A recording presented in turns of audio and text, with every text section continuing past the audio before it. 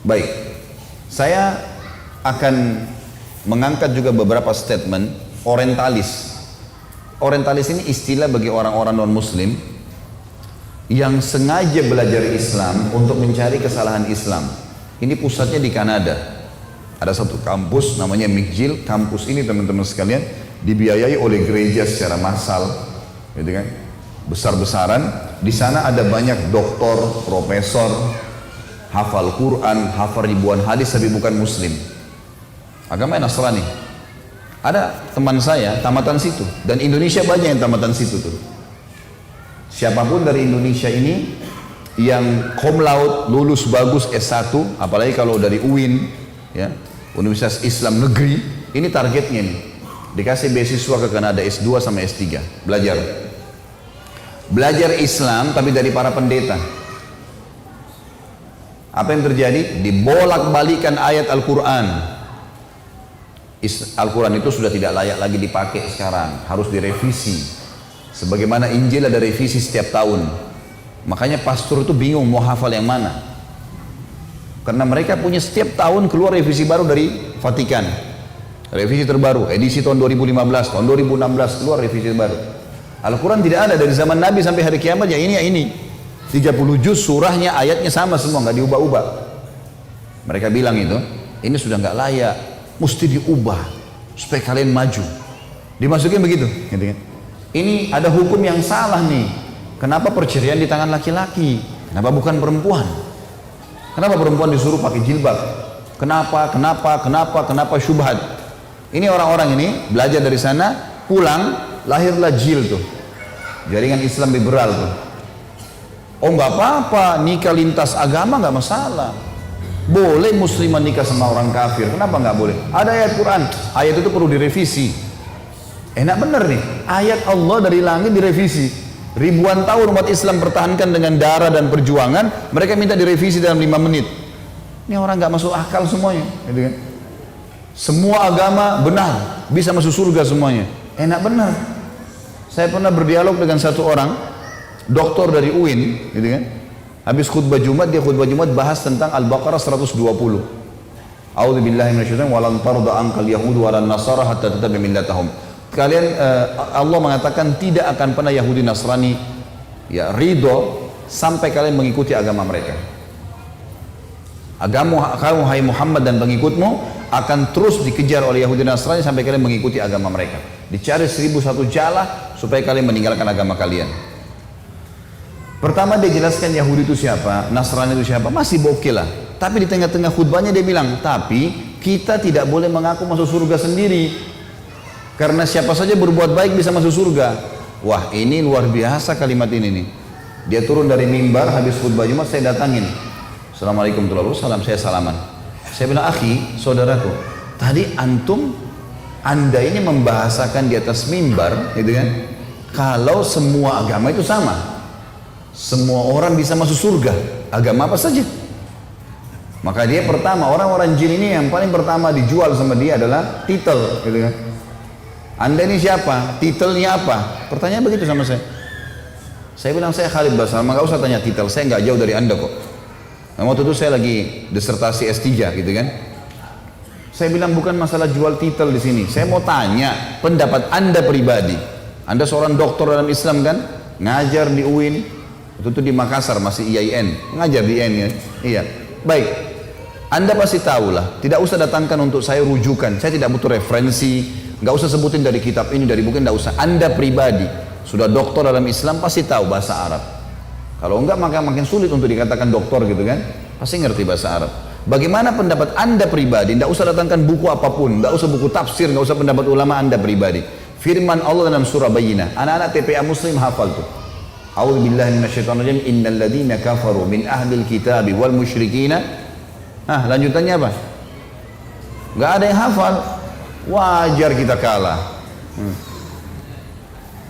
Innal ladzina kafaru min ahli kitab wa musyrikina fi nari jahannam khalidina fiha. Kata Allah, sesungguhnya telah kafir ahli kitab, Yahudi dan Nasrani. Enggak boleh ragu dengan itu. Allah mengatakan, dan orang-orang musyrik, penyembah-penyembah berhala, dan mereka akan kekal dalam api neraka kalau mereka meninggal dengan keyakinan itu. Allah yang bilang. Allah bilang mereka kafir, Anda bilang bukan. Coba berikan pendapat. Dia nggak bisa ngomong. Terus saya bilang lagi, bagaimana pendapat Anda pribadi dengan hadis Nabi Muhammad SAW, riwayat Imam Muslim, hadis sahih, kata Nabi, tidak ada seorang pun dari Yahudi, Nasrani, Majusi ini penyembah api, penyembah berhala, yang mendengarkan saya diutus menjadi Nabi, lalu tidak beriman pada risalah yang saya bawa, kemudian meninggal dalam keyakinan itu, kecuali masuk neraka. Bagaimana pendapat Anda dengan ini? Tidak bisa ngomong dia cuma bilang, lalu bagaimana perasaan mereka kalau kita ucapkan itu? Saya ketuk lantai masjid, saya bilang ini bukan masalah perasaan saudaraku, ini masalah keyakinan. Anda menyebarkan keyakinan yang salah. Kalau semua agama sama, saya sama Anda pindah Nasrani aja enak, nyanyi-nyanyi seminggu sekali masuk surga. Hah? Ngapain jadi muslim banyak haramnya? Enak nyanyi seminggu sekali. Buat dosa 50 tahun datang ngaku depan pasturnya, disiramin air masuk surga. Enak benar itu. Ngapain jadi muslim? Susah. Akhirnya ada satu barbel masjid sempat membawa dia, dibawa ke ruangan masjid yang lain. Tapi subhanallah, bayangkan orang-orang seperti ini di tengah-tengah umat Islam, marah mengendorkan kita dari agama, gitu kan? Marah dianggap Quran harus direvisi, boleh nikah lintas agama, boleh bola, boleh macam-macam. Waktu kemarin kasus lesbian, homoseksual dan segala ini, MUI keluarkan fatwa ini haram, semua dai-dai Islam angkat, orang-orang jil tuh yang ngomong. Sampai mereka berani membahasakan kalau seandainya memang betul kaum Lut dulu Allah siksa, kenapa sekarang Allah nggak siksa orang-orang homoseksual ini? Maka saya jawab teman-teman sekalian, jawaban saya adalah ini kebodohan dari lisan mereka. Masa mau nunggu Allah azab dulu baru berubah? Hah? Itu kan nantang Allah berarti. Kalau Allah turunkan, kalau kamu mau diazab silahkan, gitu kan? Jangan bawa kami nggak mau diazab sama Allah. Karena kalau datang azabnya Allah ini bahaya, gitu kan? Dan kaum Lut itu satu negeri semua homoseksual. Emang udah parah sekali. Justru bukti cintanya Allah sama manusia, masih dikasih kesempatan taubat dulu. Ini kok malah nantang. Buktinya kenapa Allah nggak hukum? Kan itu. Ini bahaya sekali. Nah ini generasi-generasi yang lahir dari kampus-kampus yang sengaja dibentuk oleh mereka untuk itu. Ini fakta sejarah. Teman-teman sekalian, saya akan masuk sekarang ke poin penting sekali. Agama kita ini punya 3 pondasi dasar. Yang pertama, pondasi dasarnya adalah tauhid. Apa itu tauhid, teman-teman? Meyakini tentang kalimat la ilaha illallah, la ma'budu bihaqqin illallah. Ini asas pertama. Tidak ada Tuhan. Tuhan itu pencipta, pemilik, pengurus, pengawas, pemusnah di langit dan di bumi kecuali Allah. Tidak ada lagi. Coba datangkan semua yang disembah selain Allah. Patungkah? Ya mungkin teman-teman di sini banyak sering lihat pohon dianggap keramatkah, syaitonkah, malaikatkah? Datangkan semua yang kita sembah selain Allah, yang disembah selain Allah itu. Apa andil mereka di pergantian siang malam? Apa andil mereka di air ini, setetes air? Ada yang mereka bisa buat air. Apa andil mereka di buah pisang di tangkai-tangkainya, tertata rapi begitu, dengan warnanya, dengan aroma rasanya, dengan cita rasanya. Apa andil mereka di satu buah ya pisang? Apa andil mereka di satu butir anggur? Buah kulitnya, buahnya, bijinya dan seterusnya. Makanya Allah selalu tantang. Semua yang kalian sembah selain Allah itu, yang kalian sekutukan dengan Allah, tidak bisa buat apa-apa. Bahkan dalam ayat dikatakan tidak bisa menciptakan seekor lalat. Dan kalau lalat mencuri dari mereka sesuatu, mereka tidak mampu mengambilnya. Kata Allah dalam Al-Quran, asas agama kita. A'udzubillahi minasyaitonirrajim. Ya ayyuhan nas, duriba mathalun fastami'ulah. Hai sekalian manusia, diberikan perumpamaan untuk kalian, pikirkan baik-baik. Innal ladzina tad'una min dunillah, semua yang kalian sembah dan seru selain Allah, apa saja, batu, pohon, patung, syaitan, malaikat, apa saja, la yakhluqu dzubaban walau ijtama'ulah, mereka semua tidak mampu menciptakan seekor lalat walaupun mereka bersatu semua.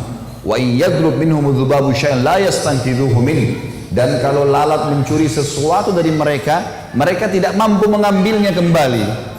Da'ufat talib wal matlub, sungguh lemah yang disembah dan yang menyembah. Sekarang kalau kita punya segelas susu teman-teman, lalat datang nyuri setetes, terbang, masih bisa kita ambil kembali?